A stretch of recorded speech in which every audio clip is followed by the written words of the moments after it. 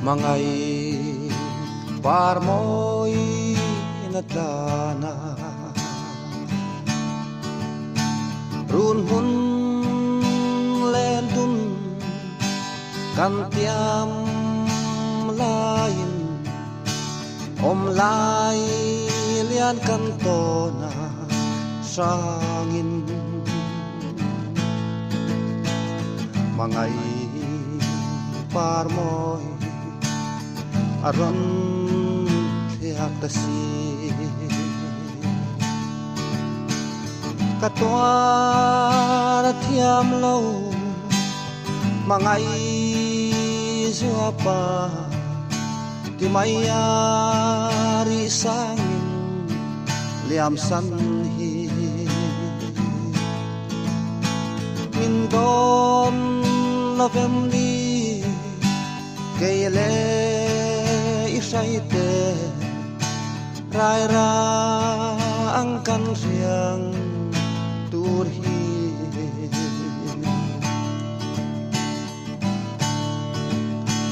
ente kan say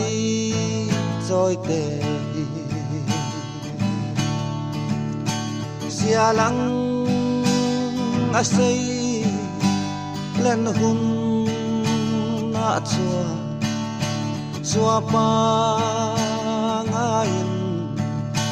luai thi anulang eng tin nghe kan nem ta kan katwa thiam lâu mangay suapa di mayari sangin liam sanhi mindon lavemni gele isaite rai ra angkan riang turhi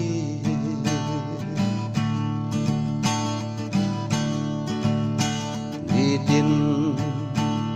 tihian kadon sina itel lova kan sing nun kaltu eng tin nghe kan man ta kan le kadon say ngam lâu kan chan hi katwa thiam lâu mangay suapa di mayari sangin liam sanhi mindon lavemni kayele isaite rai ra angkan riang turhi rai ra angkan riang turhi